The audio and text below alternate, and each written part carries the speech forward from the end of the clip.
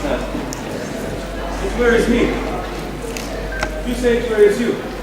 But how I got it, found it, came by it, what stuff is made of, or if it's born, I am to learn. Your mind is tossing on the ocean. There, where your argosies we hotly say, like seigneurs and rich burghers on the flood. Or is it where the peasants of the sea do overpeer the petty traffickers that curtsy to them, do them reverence as they fly by them with their woven wings? Believe me, sir, I die such ventures for. The better part of my affections would be with my hopes abroad. I should be still plucking the grass, you know, as it's doing, peering in mud for ports and piers and roads, and every object that might make me bring misfortune to my ventures. Out of that would make me easier. But tell not me. I know Antonio is said to think upon his merchandise.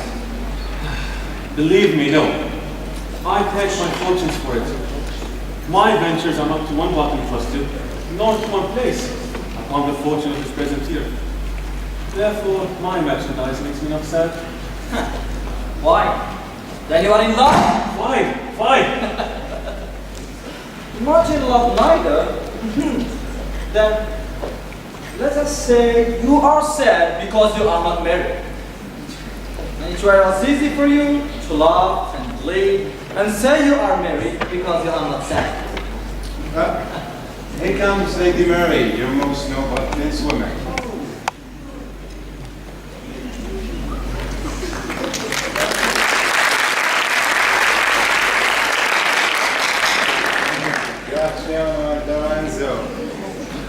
Fare you well. We leave you now. That's it. Come. I would have stayed till I had made you married if both your friends had not prevented me. Believe me, your work is very dear, my lord.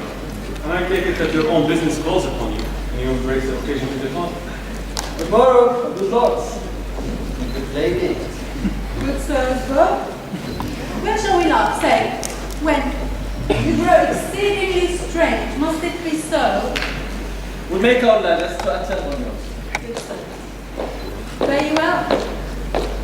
Lady Mary, since you have found Antonio, the two will leave you then. But till dinner time, I pray you, have in mind where we must meet. I will not fail you. You look not well, Signor Antonio. You have too much respect upon the word. Believe me, you are marvelously changed. I hold the world as the world, Graciano, a stage where every man must play a role, and mine a sad one. But fish not with this new Anthony Day, for this fool gather, this opinion. Come, good Don Antonio. Very well, wife. And I'm exhortation after dinner. Well, we'll leave you then, but till dinner time. Fare you well. Farewell. I'll grow a talker for this year. Thanks, I beg, for silence. It's only commendable. A neat tongue dry, and the maid not vulnerable. Is that anything now? Graziano speaks an infinite deal of nothing, more than any man in all of Venice. What? Tell me, what lady is the same that I swore a secret pilgrimage that few today promised to tell me? In Belmont, there is a lady, richly left, and she is fair, and fairer than that word. Her name is Portia. Nothing of the value to cater for. Brutus is Portia. Had you but the means to send me as your messenger, I shall for you seek her. Thou knowest that all my fortunes are at sea. Neither have I money nor commodity to raise such a present sum. Methinks I have a good scheme. Scheme. In Venice, I serve Mistress Shylock's, The Jewess. the Jewess, of yet a great estate. As a servant, I cannot see a good point. You may as a lord.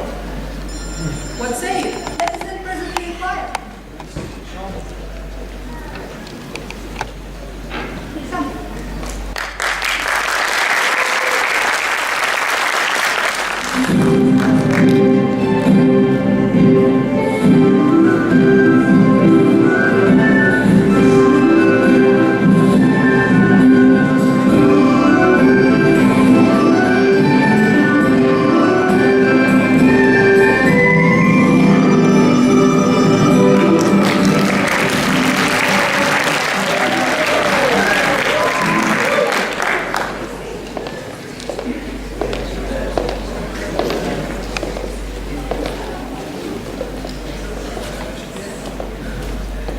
My little body is weary of this great world, Nerissa. You will be, sweet madam, if your miseries were in the same abundance as your good fortunes are. Superfluity comes sooner by white hairs, but competency is on Good sentences and well pronounced. They would be better if were followed. If to do were as easy as to know what were good to do, chapels had been churches and poor man's cottages princes' palaces. But where is this reasoning to choose me a husband? Oh me, the word choose. I may not choose whom I love, nor refuse whom I dislike. Such is the will of a living daughter curbed by the will of a dead father. Is it not hard? Is it not hard, Nerissa, that I cannot choose one, nor refuse another? Is there affection towards any of these princely suitors that have already come? I pray thee offer name them, and as thou namest them, I shall describe them. And according to my description, level at my affection. First, the Napolitan prince. Such a colt! He doth nothing but talk of his horse. I am much afraid my lady, his mother, had played false with a smith. Then, there is the county palatine. He doth nothing but frown. How say you to the French lord, Monsieur Louis? God had made him, so let him pass for a man. The young Baron of England. You know I say nothing to him, for he hath not Latin, French, nor Italian. I know it is a sin to be a mocker, but who can converse with a dumb show? How oddly he is suited. I think he bought his round hose in Germany, his doublet in Italy, his bonnet in France, and his behavior everywhere. Oh my. How about the young German? Duke of Saxony is like you? Very vilely in the morning when he is sober, and most vilely in the evening when he is drunk. I'd do anything, Nerissa, I'd be married to a sponge. Don't worry, lady. They have enough any of these lords. If I am to live to be as old as Sibylla, I shall die as chaste as Diana, unless I'd be obtained by my father's will. Do you not remember, lady, in your father's time, a Venetian, a soldier and scholar that came hither in company? Antonius! No. Antonio, as I think he was called, and I remember him worthy of thy praise. But I shall hold to one of them. One of my servants came to me and said that the Prince of Algeria is coming to woo me. As we shut the gates upon one wooer, another knocks at the doors. Away before me.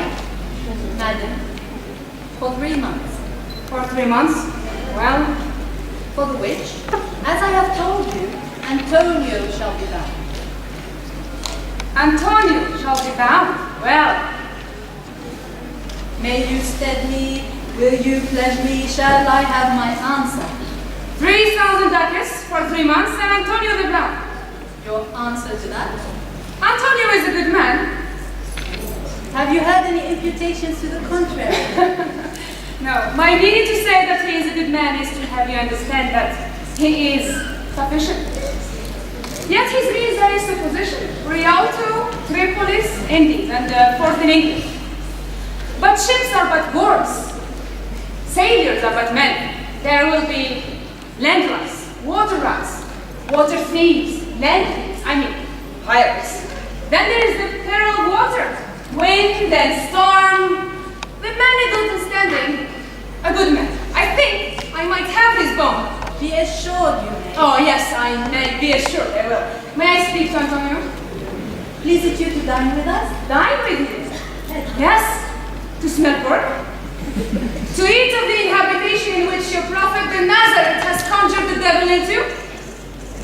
I will walk with you, talk with you, work with you, but I will not eat with you, drink with you, nor pray with you. Who comes here? What news upon the Rialto?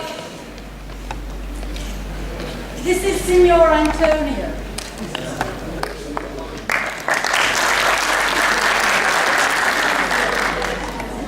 Look! How like a funny publican he stands. I hate him for he's a Christian. He has disgraced my husband and our nation. I will feed fat the ancient grudge I hold. Cursed be my tribe if I forgive him. Mr. Shylock, do you hear? I was debating upon my present estate. Signor Antonio, your worship was last man in our mouth. Shylock. Mistress Shylock.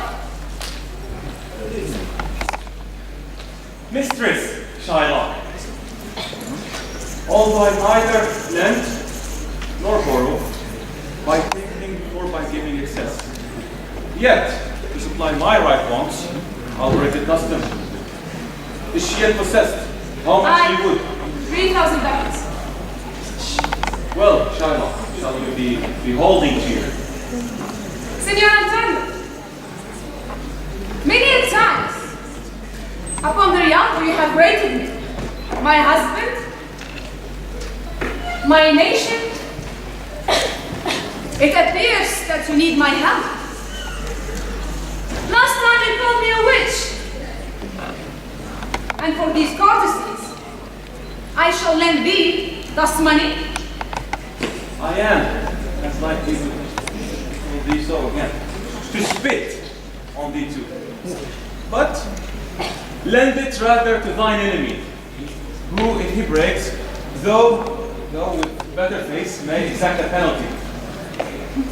Look now how he scorned. Meet me at the notary, and see me there. If you do not pay me in such a day, such a sum, such a place, let the forfeit be nominated to an equal pound of your own flesh, to be cut off, in which part of your body pleased me.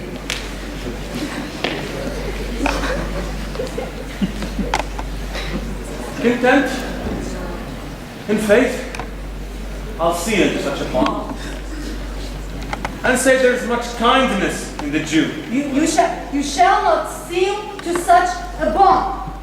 Why, fear not, I will not forfeit it. Within these 2 months, that's a month before this bond expires, I do expect you can thrice 3 times the value of this bond. If you won't have it, then adieu.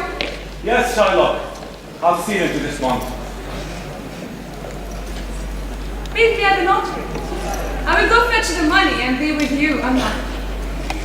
By thee, gentle Jewess, the Hebrew grows kind. She'll turn Christian. I might not dare turn the villain's face. Come on, there may be no dismay. My ships come home at a month. Yes. I hope so.